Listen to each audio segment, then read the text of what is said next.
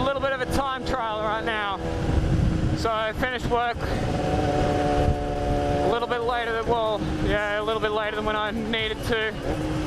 Sort of had to stay back and help out a couple clients, but I've got a haircut that I need to get to, surprisingly enough. And I'm meant to be there before 4:45. And it takes me about half an hour to get there, at least. That's generally if I'm going at a pretty decent pace, as well as I also need to stop and get fuel. So this will be a little bit interesting. I'm not so sure whether I'm going to be able to make it there in time, but we're about to find out on today's exciting episode of Riding with Chris. Will he make it to his appointment before the deadline comes around? Dun, dun, dun. I really don't think I'm going to make it. I could have got in front of all of them.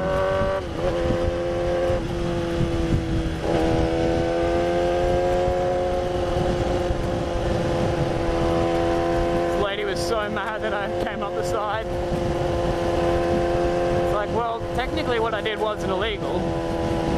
I indicated, moved into the lane, and she wasn't in it.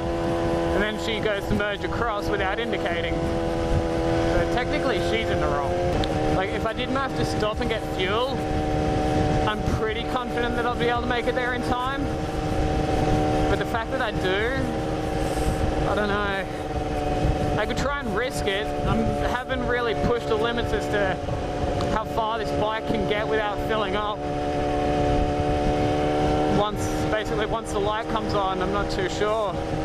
Generally I get to a stop pretty quickly.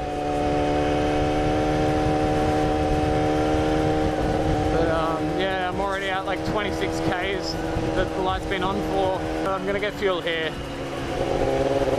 I think. Yeah, I think it's the best place for me to stop and get fuel. If I had a 250, I'd just jump over that center island, but yeah, not gonna do that on this. I probably could, I don't know, I just don't want to risk it. The risk is definitely not worth the reward, not in this case. If the bike's wheelbase would fit across there with both wheels flat, it'd probably be alright.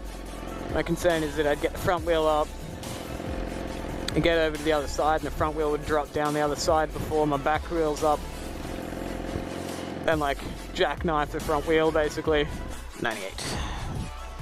That's my shit. Come on, fill up, fill up, fill up, fill up. Thirsty girl. I'm in the rush. I'm in the rush. I'm in the rushes. Not too bad, yourself? Number 3, please. Nah.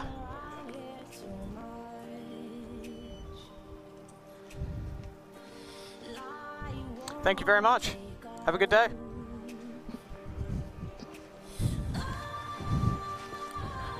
What a nice man. He rides motorbikes. I've been here before on my 250 and he's questioned me about it. Got 15 minutes to get to my house. Well, past my house technically. Yeah. Don't think that's gonna happen. We shall see. I will try. It sucks because I hate being late. And if I'm this late, I don't know if they're even gonna have time to cut my hair. The mop that I have on top of my head. Oh well, at least the week's over. I've got a motorbike ride planned for tomorrow out over the mountains, so I should be able to get some good footage from there.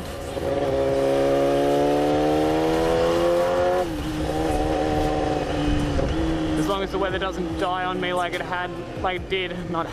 did last weekend.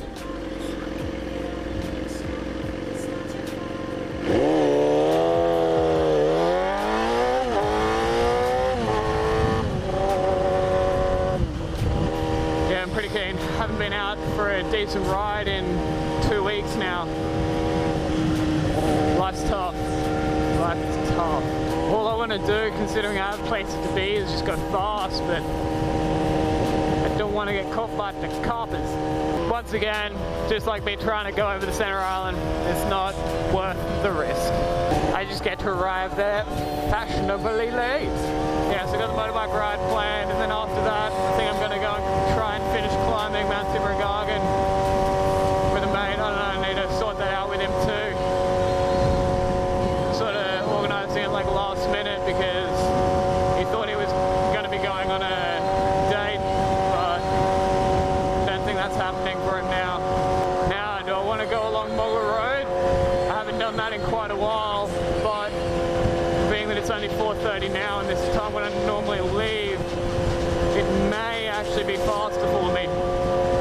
And it's not like I'm trying to take corners or go for a more pleasant ride. I'm just trying to go for the quickest time. I think that's what I'm going to do. I'm going to give it a go anyway.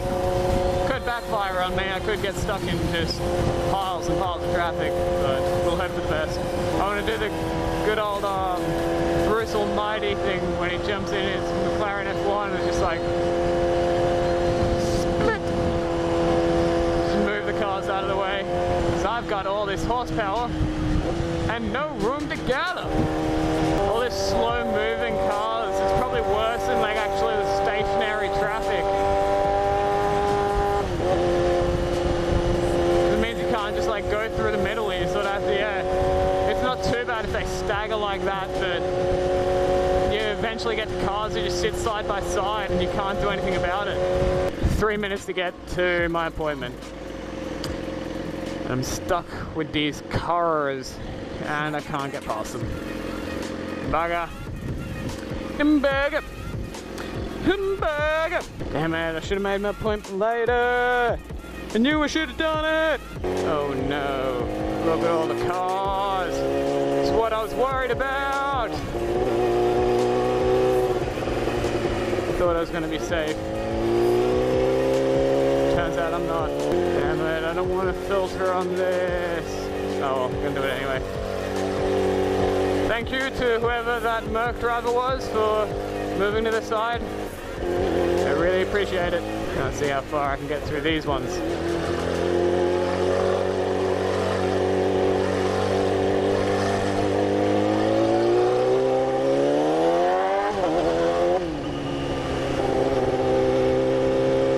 Yeah.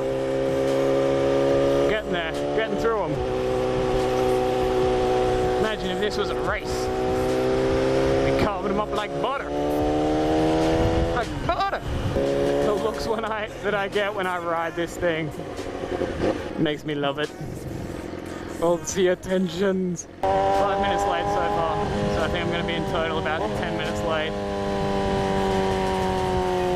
I think I may be able to get there in 5 minutes. It'll be a push, but I think I can do it. Actually, it depends on how many cars I get stuck behind on my shortcut road. I smell clutch. Who's riding that clutch? Oh no, I already see one car going down my side road.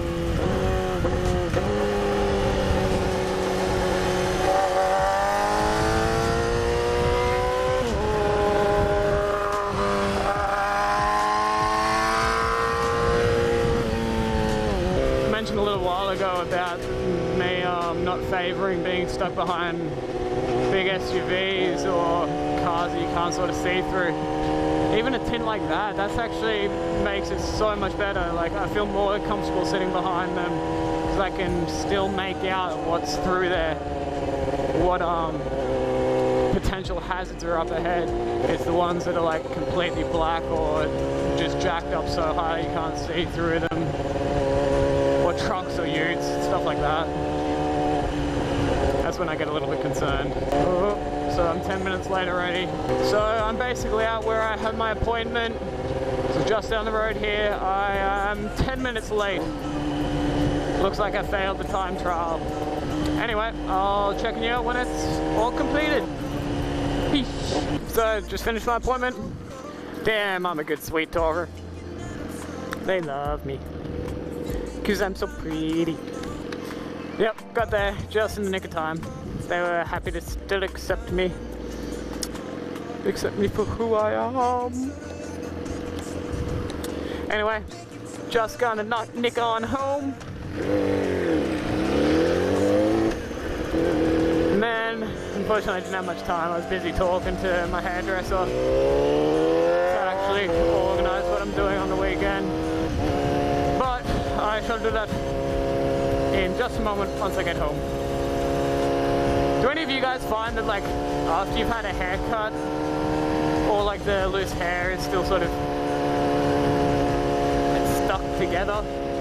I always go and like have a shower after I've had a haircut because I find like even though they're like brushed down and like sometimes you do a hairdryer and stuff to like blow it all out and do all the different techniques, there's still always a little bit left, so I like to go and have a shower, get the rest of it out. But yeah.